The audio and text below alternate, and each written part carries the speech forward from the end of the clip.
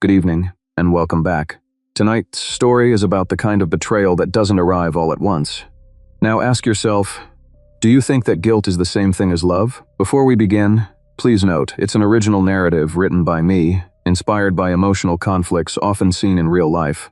Some AI tools may be used for voice and production support, but the writing, structure, and final review are my own. Listen carefully, because the part that might surprise you. The call came in at 6:47 p.m. I know the exact time because I was staring at a spreadsheet that needed to be sent by 7, and I remember thinking I had 13 minutes. Then my phone lit up with an unknown number, and the second I picked up and heard, "This is Maple Ridge Early Learning Center." Then she said Owen's name, said, "We've been trying to reach your wife for 40 minutes. I grabbed my jacket and walked out of the office without sending the spreadsheet. When I pushed through the front door, there was one teacher still at the desk, a woman named Miss Calloway who I'd spoken to maybe 3 times before, always brief, always polite. Behind her, through the half-open door to the side office, I could see Owen. Miss Calloway said, "Mr. Mercer." I walked past her into the office and crouched down in front of him. "Hey, buddy." Owen looked up. "Hi, Dad. You good?" He nodded. I wasn't scared. I know. He was scared. I knew that. He knew I knew. We didn't say anything else about it. I signed the late pickup form. Miss Calloway handed me a pen without making eye contact. There was a line on the form that said reason for late pickup, and I left it blank. She didn't push me on it. I think she understood that whatever I wrote would have been a lie anyway, because the real reason wasn't something you put on a form. The real reason was that his mother had simply decided not to come. In the car, Owen sat in the back with his backpack on his lap like he hadn't put it down since school ended. I pulled out of the parking lot and drove 2 blocks before I asked, "What did Mom say, buddy, when you talked to her last?" She said she'd be right back. Right back from where? He thought about it. I don't know. She didn't say. I watched him in the rearview mirror. He was looking out the window at the streetlights coming on one by one, like he was counting them.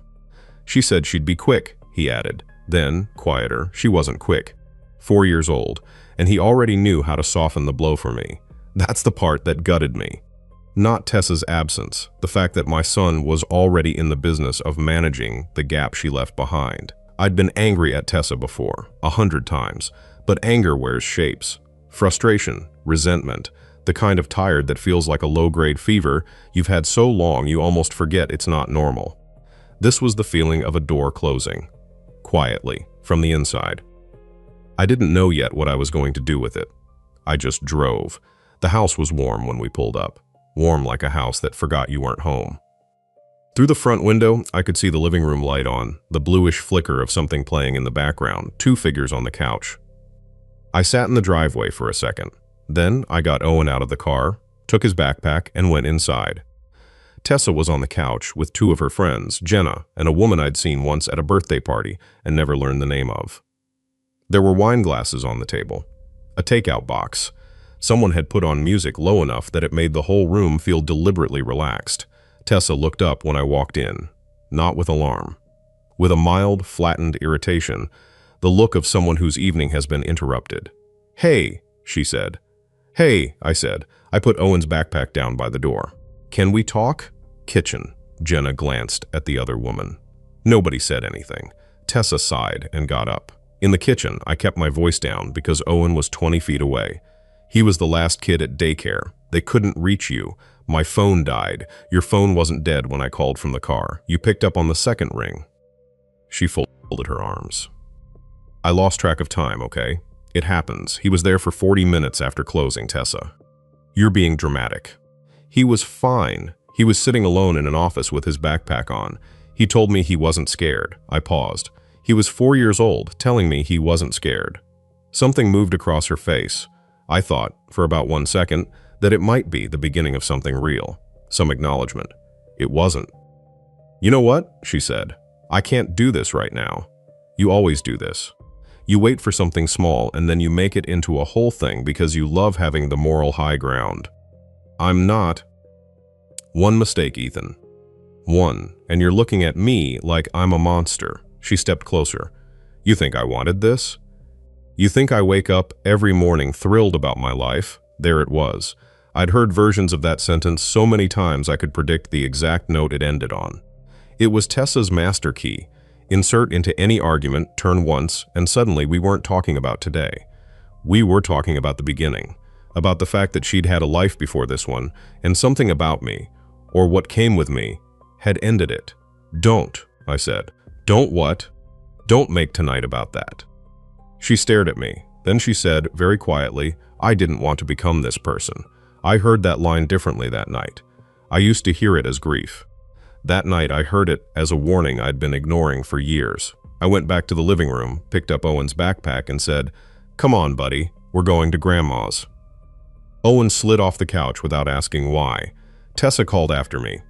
Ethan, don't be. You can't just. I didn't turn around. My parents live 18 minutes away. Owen fell asleep in the car with his head against the window. When I pulled up to the house, I carried him inside in one piece and laid him on the couch with the throw blanket my mother keeps folded over the armrest. My dad met me in the kitchen doorway. He looked at me and then at the couch and then back at me. Everything okay? No. He nodded once, like he'd been expecting that answer for longer than tonight. My mother appeared from the hallway. She was in her reading glasses, which meant she'd been up. She looked at Owen on the couch, then at me, and she didn't ask the same question my father had. She just said, Sit down.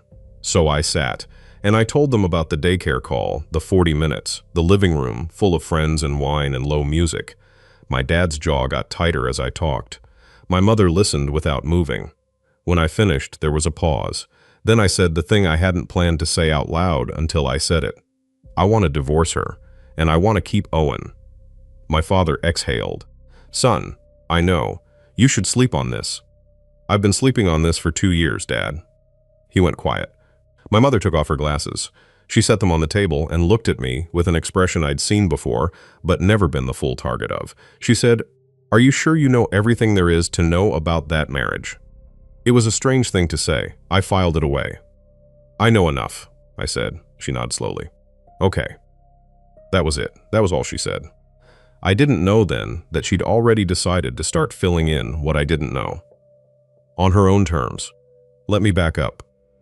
Because you need to understand how this started. Not for sympathy, I'm past needing that. But because the structure matters. The thing I was trapped in wasn't built overnight. I met Tessa at a group thing, one of those gatherings where you know some people and not others, and the whole night runs on the energy of being surrounded without being close to anyone. Tessa was sharp, fast, the kind of person who says something at the right moment and the whole room swings toward her. I wasn't her type. I don't think I was anybody's type back then in any obvious way. I was 28, working a stable job, not particularly exciting, not particularly troubled. Just present. One night. Too much to drink. The kind of night where everything makes sense in the moment and nothing adds up the next morning. 3 weeks later, she told me she was pregnant. I'm not going to dress up what happened next. People told me to slow down, think it through, wait for more certainty. My mother said things that I took as cruelty and later understood were questions. My father said nothing, which I also understood too late. Tessa was crying, and there was a baby. I'd been raised to believe you don't step away from what you set in motion. So I married her. I told myself responsibility meant making it right. It cost me years, because making it right turned out to mean something very different inside a marriage than it does in your head. It meant that every time something fell apart, and things fell apart all the time, I was the one who caught it. Owen's school forms, his medication refills, his allergy list, the difference between his nightmare sounds versus his regular sleeping sounds. I knew the difference between a cough that meant he'd be fine by morning and a cough that meant I should keep him home. Tessa knew he liked dinosaurs. When I tried carefully to name the imbalance, she didn't argue about the specifics. She went bigger. She opened a door to a room I could never win in.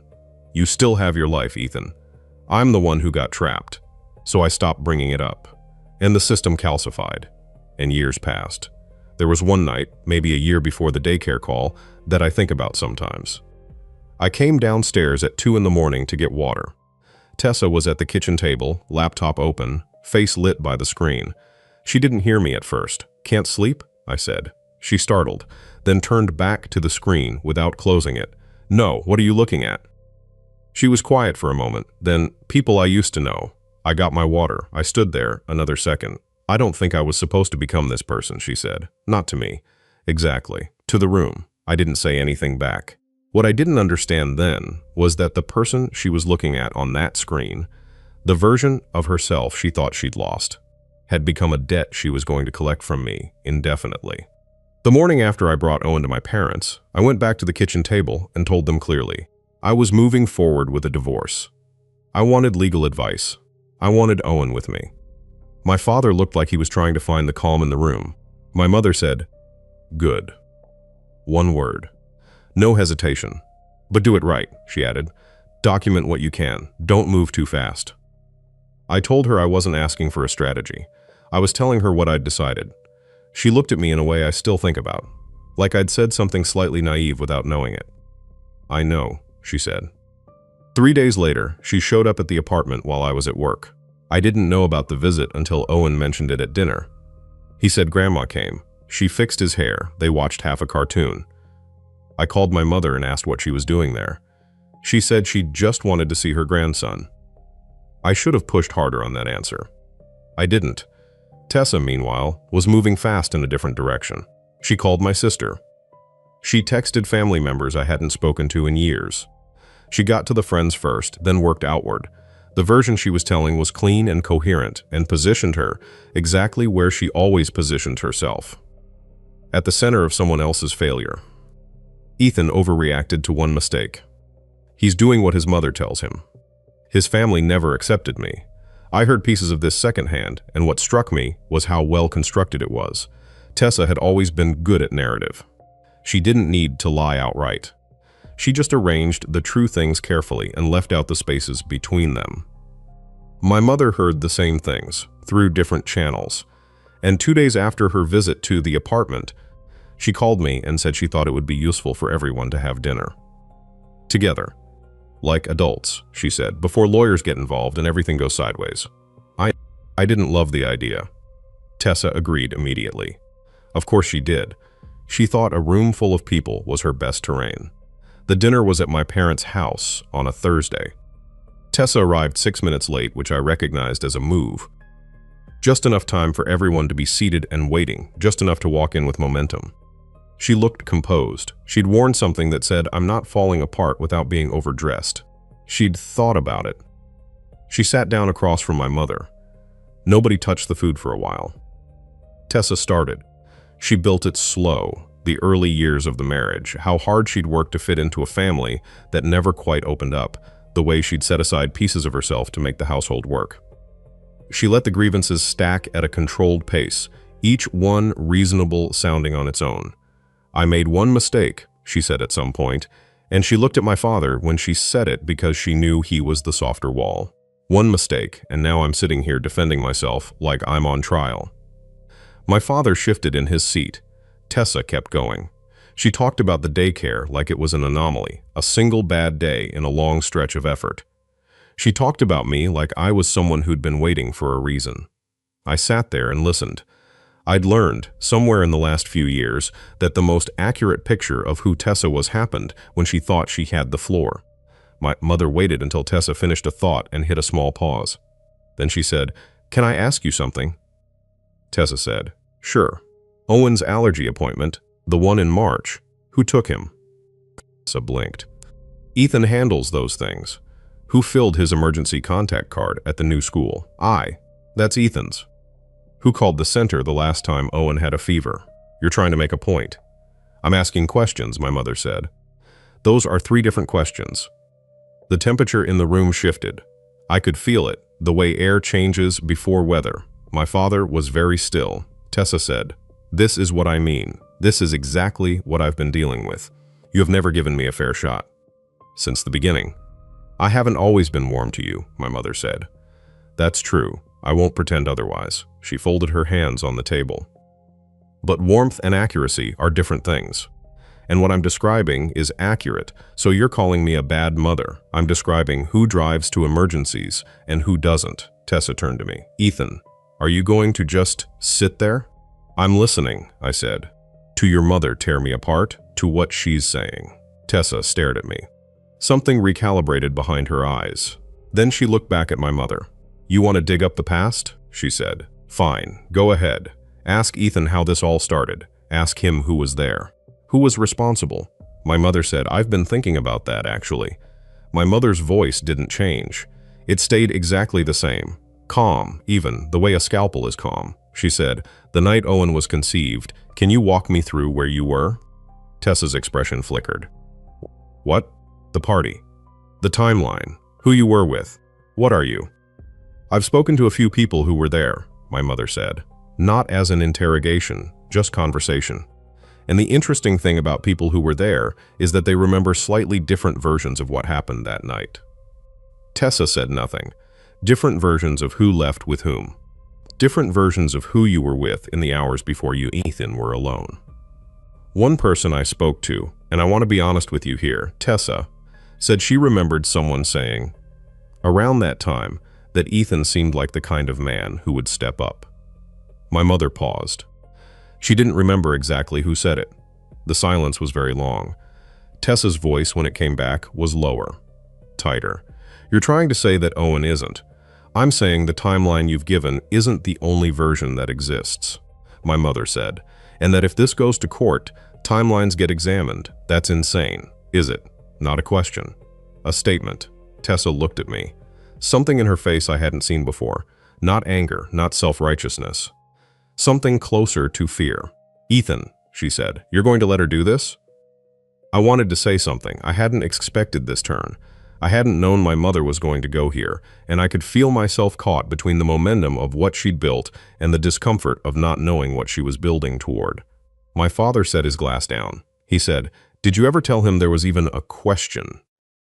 Tessa's mouth opened, closed. She looked at my father like she was trying to figure out which version of him this was, the one who kept the peace, or something he'd been keeping behind the peace. There wasn't. She started. I'm not asking what the answer was, my father said. I'm asking if you told him there was a question at all. Tessa pushed back from the table. She said, very fast, I can't do this. You've staged this whole thing. You're all. She looked at me, and the controlled facade finally broke, just at the edges. You have no idea what you're letting her do to us. There is no us anymore, I said. It came out quieter than I expected. More final. Tessa grabbed her coat. She said several things on the way out, some of them sharp, some of them the kind of thing you say when you're panicking and reaching for weapons at random. I don't remember all of it. I remember the door. My mother sat with her hands folded until the sound of the car leaving faded. Then my father said, Elaine, just her name. I know, she said. You went too far. I got him his son, she said. And I didn't understand that sentence. Not until 3 days later. The envelope was in her kitchen drawer. I'd gone over to pick up some of Owen's clothes she'd washed, and she handed it to me. Just handed it to me, like it was routine. What's this? Open it. I already knew from the logo on the envelope.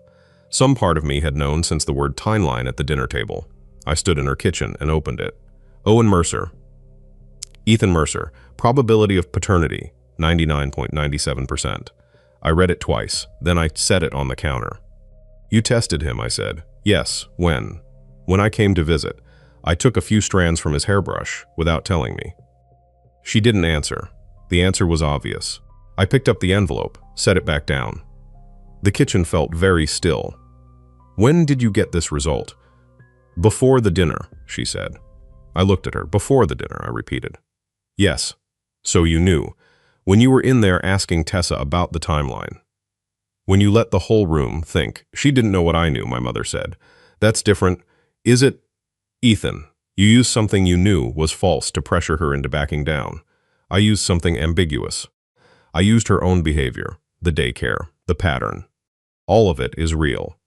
But the question was real too, she said. I didn't know for certain until I tested him.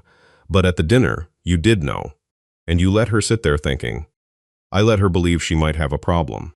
That's different from lying. My mother said, if I had waited for you to do it clean, you would have lost him. I heard the thing behind that sentence.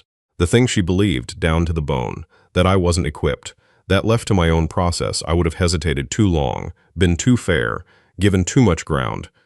and ended up with a custody arrangement that punished me for my own decency. She wasn't entirely wrong, and that made it worse.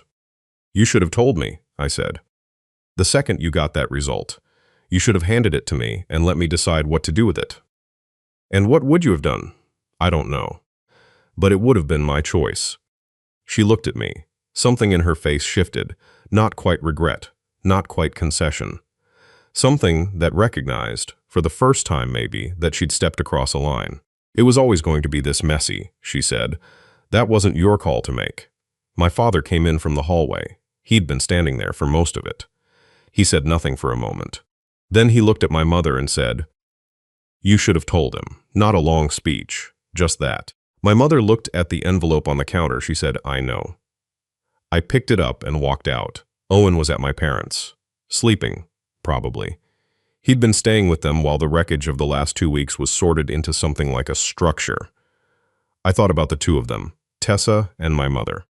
Two people who'd looked at me at different moments and from different angles, and decided that the most useful thing they could do with me was define what my responsibility looked like before I could do it myself. The next morning I called a lawyer, not because my mother told me to, because I'd decided to. When she called to check in, I told her that the custody process was going to go through me from here. I told her I needed her to be Owen's grandmother, not his advocate in a war she'd already decided to fight without me. She was quiet for a moment. "You're angry," she said. "I'm clear," I said. "That's different." She didn't push back.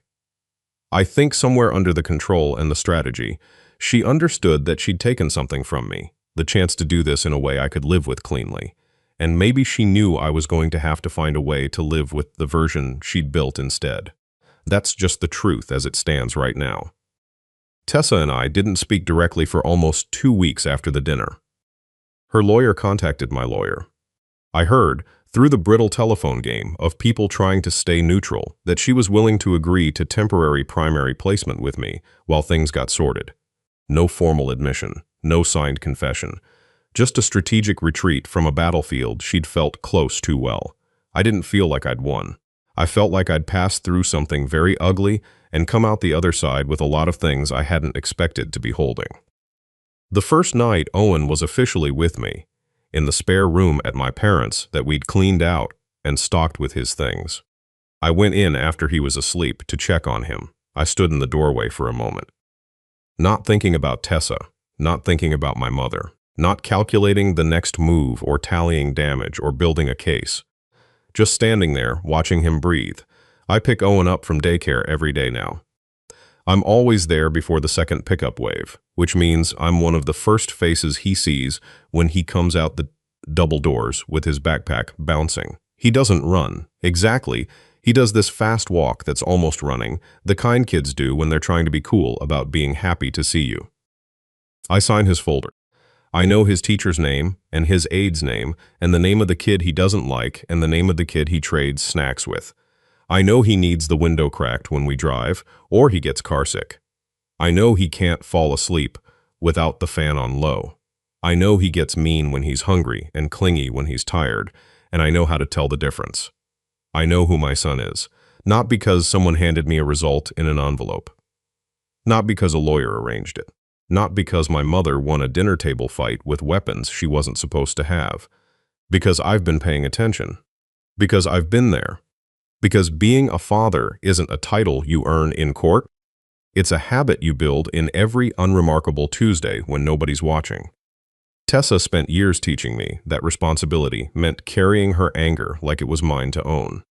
Mother spent a week proving she thought responsibility meant deciding what I was capable of before I had the chance to find out. And somewhere between those two women, between the guilt I swallowed and the rescue I didn't ask for, I'd stopped asking myself what I actually wanted to do. What kind of man I was when nobody was defining it for me. I'm still figuring that out. But I know this. When Owen does that almost run across the daycare lot and flings himself at my legs, it is the only moment of the day when absolutely nothing is complicated. I pick him up. He says, "Did you bring snacks?" I say, "Of course I brought snacks." He says, "What kind?" "The good kind." He wrinkles his nose, which means he's pleased and doesn't want to admit it yet. I buckle him in. He's already forgotten to ask. And I drive. That's the end of tonight's story. This story is not just about a bad marriage. It is about what happens when guilt becomes a leash. Tessa failed Ethan as a partner because she treated responsibility like something he was supposed to absorb for both of them. But the harder truth is that Ethan's mother crossed a line too. Because saving someone without their consent can still take something from them. And that, the real point here, Ethan didn't really win because he exposed Tessa. He won the moment he stopped letting other people define what his duty, his decency, and his manhood were supposed to look like. He became strongest when he got clear. This story leaves anything behind. Let it be this: real love shows up, pays attention, and stays accountable. And anyone who only values you when they can manage, guilt, or outmaneuver you was never really standing beside you in the first place.